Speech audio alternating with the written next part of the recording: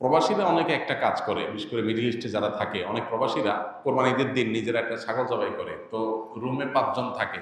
এখন ৫ জন মিলে একটা ছাগল জবাই করলে ওই ছাগলের টাকা তারা ভাগ করে। এই যে এক ছাগলে কয়জন শরীক হতে পারবে, কয়জন কোরবানি দিতে পারবে? একজন। ভগ্নাংশ দেওয়া যাবে না। তাহলে একজন কোরবানি দিলে রুমের যে কোনো একজন কোরবানি দিবে, তো বাকি ৪ জন তারা কি বসে বসে খাবে?